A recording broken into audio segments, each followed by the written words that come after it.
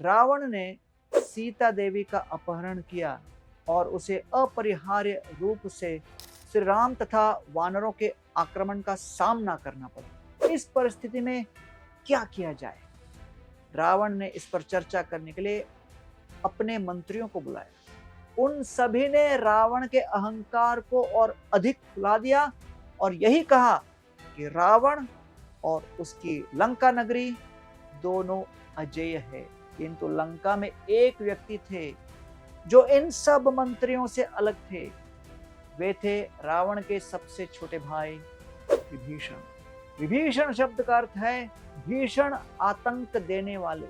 अपने मृदु एवं सुशील स्वभाव के कारण वे लंका में रहने के लिए अनुपयुक्त थे। उन्होंने किसके हृदय को आतंकित किया था? विभीषण ने रावण को भयभीत और आतंकित किया था, क्योंकि उन्हें लंका के सारे रहस्यों का ज्ञान था और दूसरे रावण की शक्तियों तथा दुर्बलताओं का ज्ञान था। तीसरे उन्होंने रावण की चाटुकारिता करने से मना कर दिया था और चौथे उन्हें रावण अपने धन अथवा बल का लालच देकर भी खरीद नहीं सकता। विभीषण ने शांत मन से सभी के मत सुने और फिर अपने भाई, अपने कुल तथा अपने राष्ट्र पर मंडरा रहे इस भारी विपत्ति से रक्षा करने के लिए अपनी याचना रखी। विभीषण ने विनम्रता पूर्वक प्रस्तुत किया, महाराज, हे रावण, सीता एक सर्प के समान है। सीता का वक्ष उसका फण है, सीता का शोक उसका विष है, सीता की मधुर मुस्कान विषैले दांत हैं। समय से पहले मैथिली को श्री राम के हवाले करके ही तुम सुखी एवं सुरक्षित रह सकते हो। त्यजाशु कोपम सुख धर्म नाशनम भजस्व धर्म रति कीर्ति वर्धनम प्रसीद जीवेम सपुत्र बांधवाः प्रदीयताम दाशरथाय मैथिली। यह सुझाव देने पर रावण और उसके पुत्र इंद्रजीत ने विभीषण को बुरी तरह फटकारा और अंत में रावण विभीषण के ऊपर चिल्लाने लगा। मृत्यु की ओर अग्रसर रावण के इन कठोर एवं अपमानजनक शब्द सुनकर विभीषण हताहत हो जाते हैं। सुनिविष्टम हितम वाक्यम उक्तवंतम विभीषणम अब्रवीत परुषम वाक्यम रावणः कालचोदितः। विभीषण लंका त्यागने का निर्णय करते हैं। हाथ में अपनी गदा लेकर वे अपने 4 मंत्रियों के साथ आकाश में ऊपर उठ जाते हैं। गदा शब्द गद से आया है, जिसका अर्थ है घोषणा करना। गदा उठाकर विभीषण ने घोषणा की कि प्रथम मैं श्री राम का आश्रय लेने जा रहा हूं। दूसरे, एकमात्र श्री राम ही मेरे रक्षक हैं। तीसरे, एकमात्र श्री राम ही मेरे आश्रय हैं। रावण तथा लंका का त्याग करने के पश्चात विभीषण अपने 4 मंत्रियों के साथ आकाश में ऊपर उड़ जाते हैं। उस समय विभीषण के हाथ में गदा थी। वाल्मीकि जी इस दृश्य का वर्णन करते हुए लिखते हैं, अब्रवीत तदा वाक्यम जात क्रोधो विभीषण अंतरिक्ष गतः श्रीमान भ्रातरम राक्षसाधिपम। आकाश में खड़े होकर क्षोभ से भरे यशस्वी विभीषण ने रावण से निम्नलिखित शब्द कहे। लंका का त्याग करके विभीषण ने अपनी पत्नी, बच्चों, संपन्नता, बल तथा लंका के सुखों का त्याग कर दिया। इसलिए वाल्मीकि जी उन्हें श्रीमान कहकर संबोधित कर रहे हैं। पूरी तरह रावण की सेवा का परित्याग करने तथा पूरी तरह भगवान श्री राम के चरण कमलों की शरणागति रूपी महानतम समृद्धि को स्वीकार करने के कारण वाल्मीकि उन्हें श्रीमान अर्थात श्री अथवा ऐश्वर्य से युक्त कह रहे हैं। समर्पण के लिए अपने अंतर्मन की इसी पुकार को सुनकर विभीषण रावण के साथ अपना संबंध तोड़ते हैं, न कि उतावलेपन तथा गैर जिम्मेदाराना डींगे हाँकते हुए।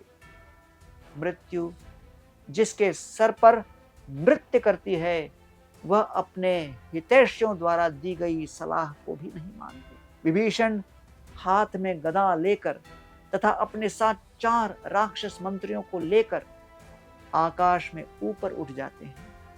ये 4 मंत्री किसके प्रतीक थे? ये साधक की साधना से जुड़े 4 तत्वों के प्रतीक। प्रथम, विवेक, नित्य तथा अनित्य के बीच भेद करने की विवेक शक्ति, नियम, नित्यम अनित्यम विवेक। दूसरा, वैराग्य, धरती तथा स्वर्ग के सुखों के प्रति वैराग्य की भावना, इहामुत्र फलभोग विराग।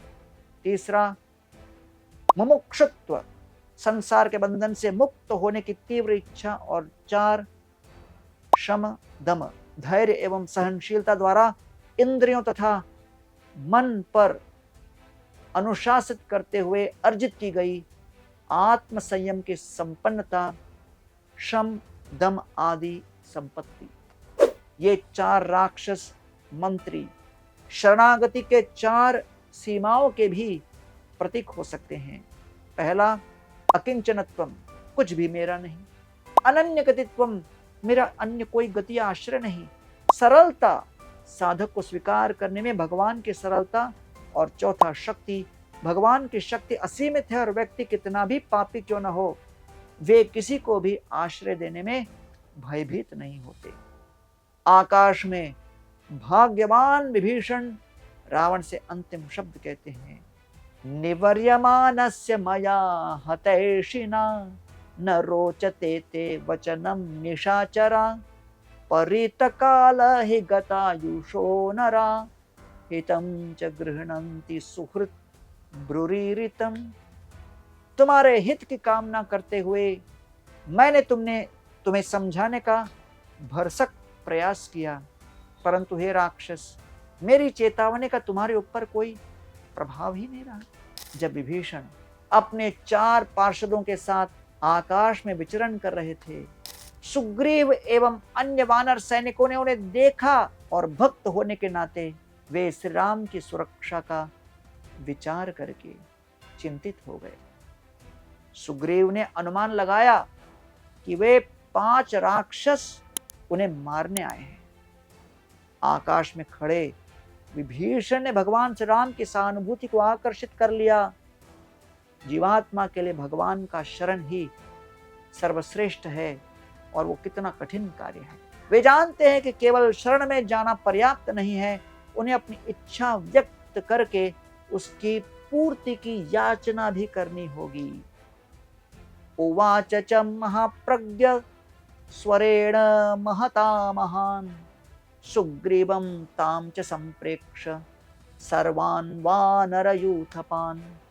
विभीषण सुग्रीव तथा अन्य वानर सैनिकों को सुनाते हुए उच्च स्वर में बोलने लगे, रावणो नाम दुर्वृत्तो राक्षसो राक्षसेश्वरः तस्याहम् अनुजो भ्राता विभीषण इति श्रुतः।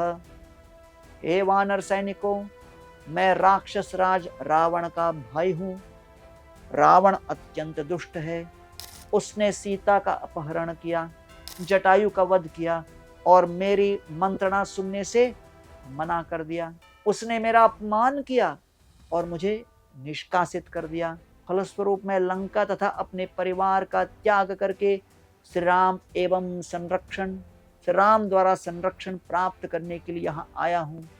कृपया श्री रामचंद्र जी से ये संदेश दीजिए कि विभीषण उनके चरण कमलों का आश्रय लेने के लिए यहाँ आया है। यह करने के लिए विभीषण श्री राम के विश्वसनीय भक्त वानर सैनिकों के माध्यम से उनके पास जा रहे हैं। वे श्री राम को परम आश्रयदाता कहकर उनका गुणगान करते हैं, क्योंकि श्री राम सुलभ, विचारवान तथा सक्षम हैं। सर्वलोक शरण्याय राघवाय महात्मने निवेदयत मां क्षिप्रम विभीषणमुपस्थितम। वे कहते हैं कि इससे पहले कि शरणागति लेने की मेरी उत्कंठा समाप्त हो जाए, कृपया मुझे तुरंत अर्थात क्षिप्रम श्री रामचंद्र जी के चरणों का आश्रय प्रदान कीजिए। श्री राम, सुग्रीव एवं अन्यों द्वारा उठाई गई सारी आपत्तियों को खारिज करते हुए विभीषण को स्वीकार करते हैं और कहते हैं, सकृदेव प्रपन्नो यस तब अस्मि इति याचे अभयम सर्वदा तस्मै ददाम्ये तद्व्रतम मम। हे सुग्रीव, इस बात को घोषित कर दो। यदि कोई यह कहते हुए, हे भगवान आज मैं आपका पूर्ण शरणागत हूं, ऐसा कहकर कोई मेरी शरण लेता है तो मैं सदैव उसकी रक्षा करता हूं। यह मेरा व्रत है।